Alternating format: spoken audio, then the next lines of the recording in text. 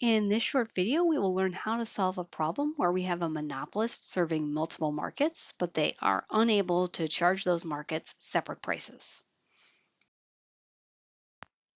Let's imagine that VertiQuest, a rock climbing school with some market power, faces two distinct demand curves.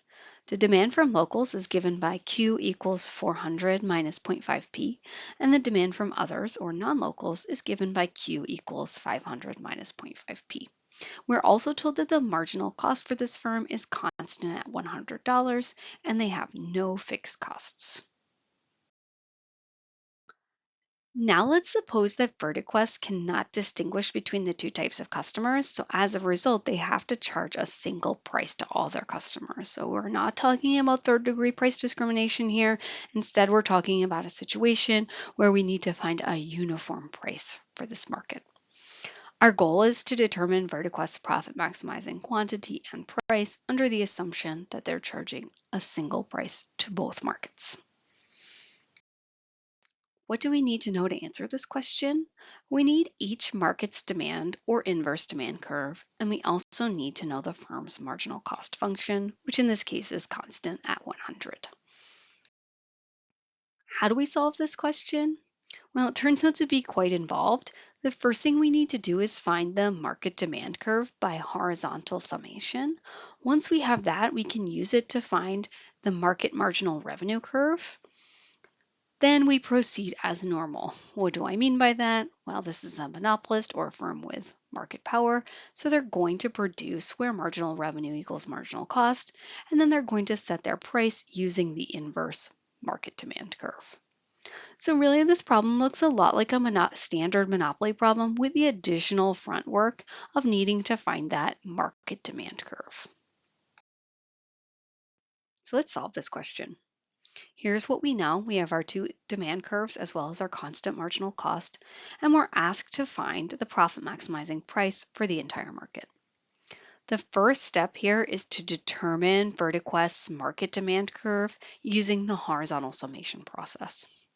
What do I mean by that? I mean, I need to find Q, where Q is equal to what is demanded by locals plus what is demanded by others. This is not a challenging process. At its core, we are just adding our two demand curves. So I'm going to fill in what I know. Q is equal to 400 minus 0.5p plus 500 minus 0.5p. Combining like terms, I get that Q is equal to 900 minus P. Now, one last thing. It's not relevant here, but it could be relevant. While it looks like this demand curve is relevant for any price less than 900, that's not true, because this is the sum of locals and others, which assumes that locals and others are both demanding a non-negative amount. What that means is we really need to look at the choke prices of our two markets to figure out the valid price range for this market demand curve. So taking a look at the local demand curve, I want you to notice that if price exceeds 800, locals stop purchasing this good. That's their choke price. Similarly, if the price exceeds 1,000, others will stop purchasing this good. So when we make this addition, QL plus QO, to form this function, 900 minus Q, it's only true if both types are demanding a positive quantity, and that occurs when price is less than or equal to 800. So if we're being fussy, we need to make sure that we recognize that this horizontal summation only holds for price less than 800. If price is greater than 800, if it's between 800 and 1,000, then only others demand a positive quantity.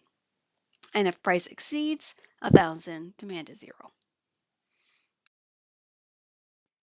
Now that we have found that market demand curve, we are going to proceed as normal, which means we need to find inverse market demand as well as the total and marginal revenue, so we can sort of follow our standard profit maximizing process for a monopolist. Solving for this inverse demand curve is quite simple because the slope of our demand is -1. We can just switch our P's and Q's. So we have that the inverse demand curve P is equal to 900 minus Q. Then we can find our total and marginal revenue. So total revenue is always equal to P of Q times Q, which in this case will be 900 Q minus Q squared. And marginal revenue is always equal to the derivative of total revenue with respect to Q, which in this case will equal 900 minus 2Q. Our final step, now that we have that very important marginal revenue curve, is to set marginal revenue equal to marginal cost and solve for Q. So I have 900 minus 2Q is equal to 100. Solving for Q, I get 2Q is equal to 800. If I divide both sides of this equation by 2, I get that Q is equal to 400. So we figured out that if VertiQuest cannot distinguish between the two market types, they want to sell 400 units. Now we need to know what price they're going to charge.